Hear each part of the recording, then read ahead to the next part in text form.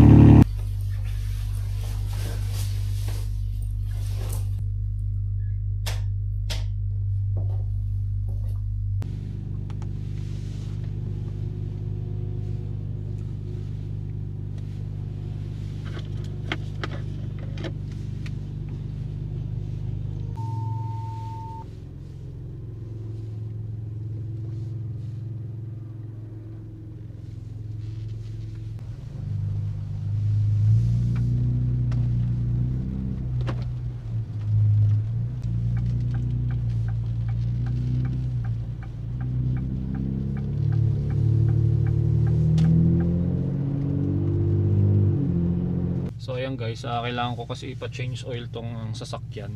Actually kaya ko namang ako na lang mag-change oil nito pero ayoko munang pakialaman.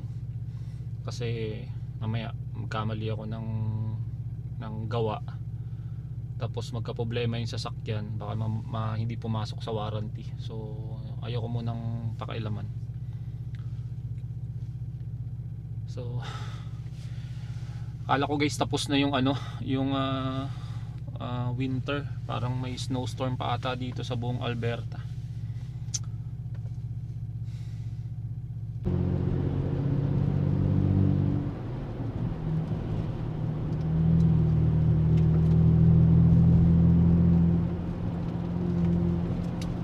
Kung wala lang akong lakad today guys, hindi na sana ako lalabas kasi ang sama na naman ng kalsada, sama ng panahon.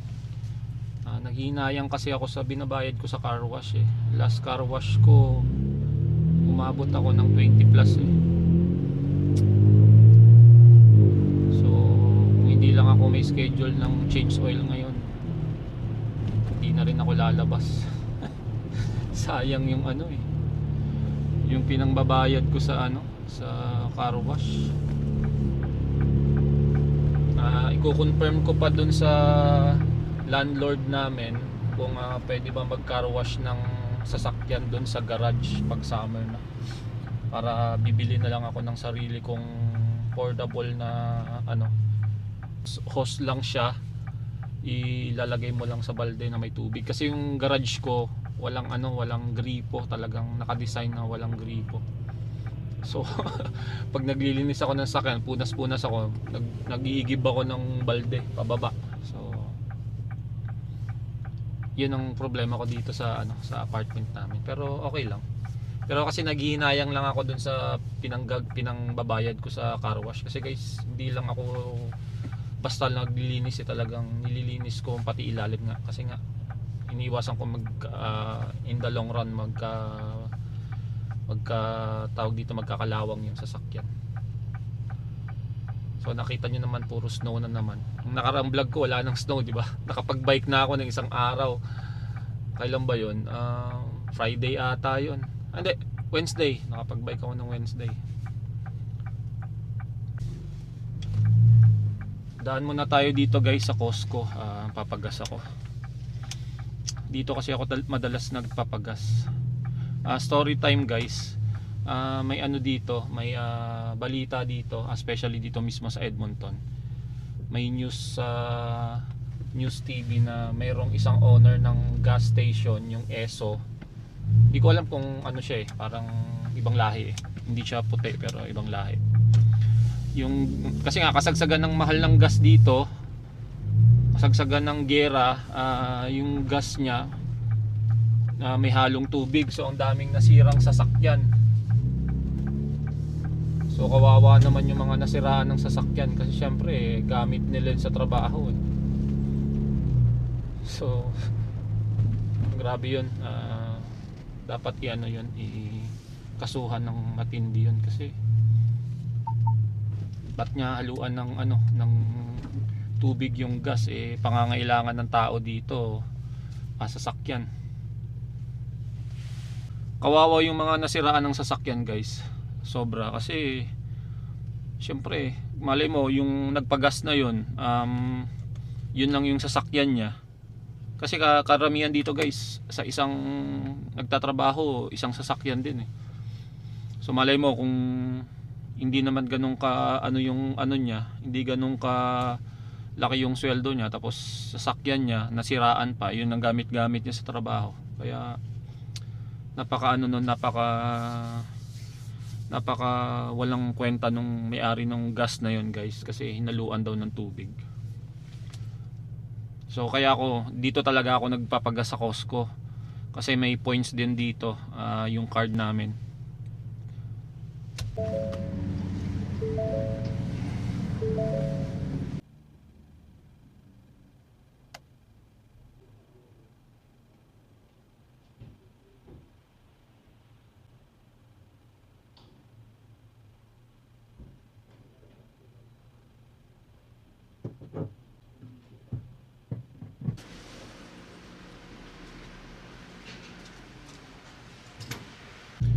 So yun guys, nakita nyo naman yung presyo ng gas dito, tapos yung inabot ng isang full tank.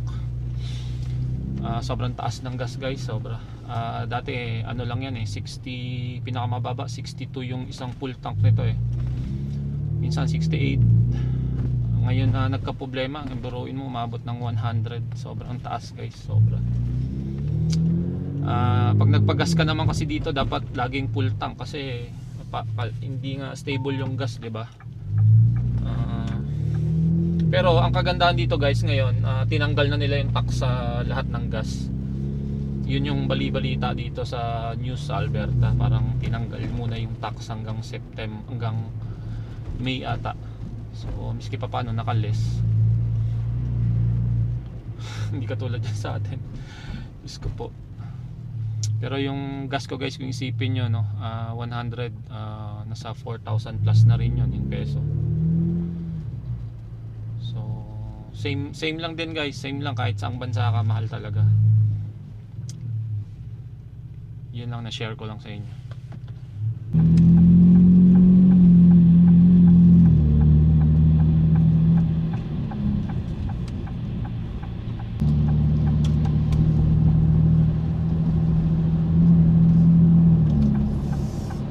Dito na tayo guys sa Kentwood.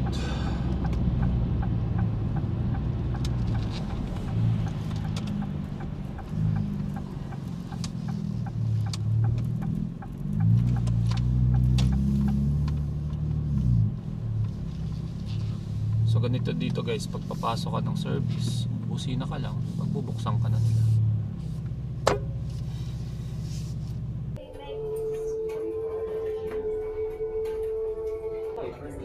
Finance platform built for Canada's fastest growing company. Now have one location where we can reference all the different receipts, all the backup support, all the right coding. It's just like find out why thousands of Canadian companies count on Float.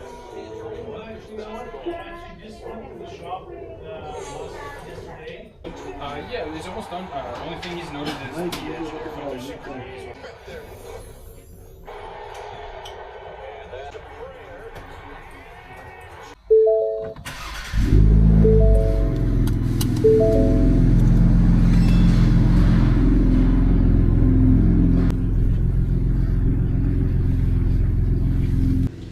So yun guys, tapos na tayo. Punta na tayo sa WEM. Hindi pa rin natigil yung snow guys, kung nakita nyo.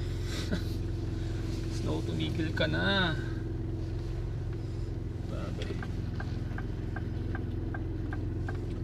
So tara guys. So bali guys, ang binayaran ko na lang, pinalitan na rin nila yung air filter. So may mga discount ako. Tapos may points ako dahil dito sa Ford Pass, Ford apps, and then sa ano nila, sa app nila. So ang binayaran ko na lang is 32. 32.64. So yun ang binayaran ko guys para ma-change oil siya, tapos air filter. Kung wala akong mga discount guys, abutin ako ng 146. So malaking bagay din.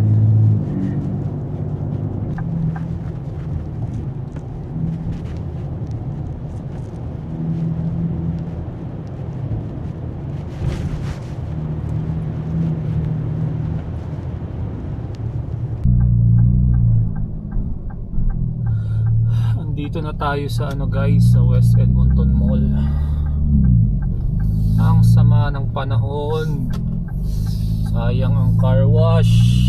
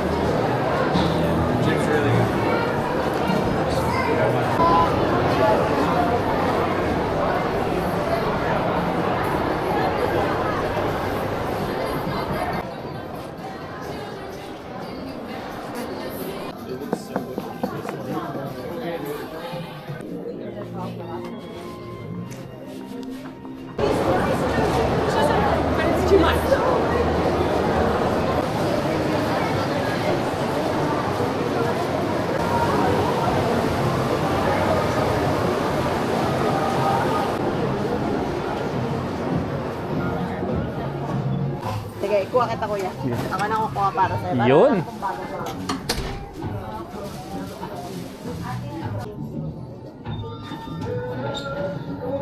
Parang hindi maganda boy. Malulukot to boy oh.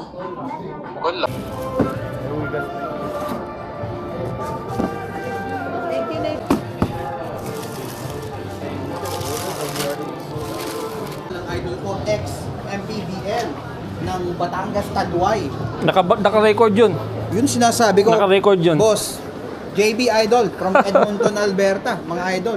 Hindi lang sa basketball to. Suki ng putlakar yan, mga kapatid. Ocha. Ayan na.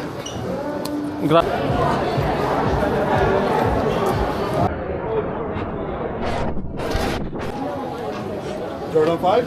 Yes.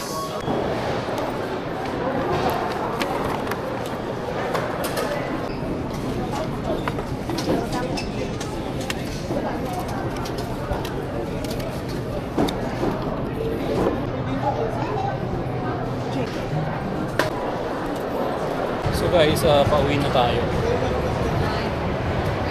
Dami rin kasing tao guys. So let's go guys, pauwi na ako. Daming tao din kaya medyo nakakaano rin mag-ikot-ikot.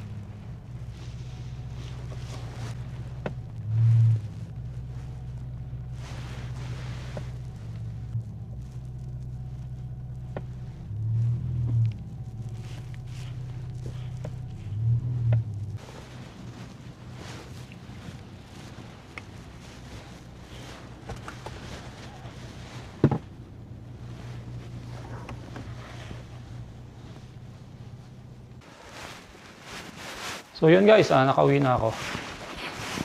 Pakita ko sa inyo tong Jordan 5 ko. Simple lang naman siya guys, all white. So yan.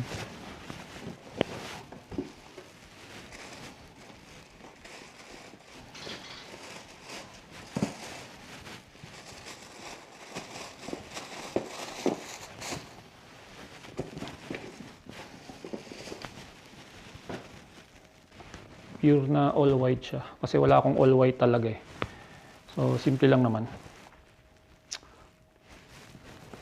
So, paano guys? Hanggang dito na lang yung vlog ko. Thank you ulit sa panonood nyo. See you na lang sa next vlog ko. Bye-bye. Peace!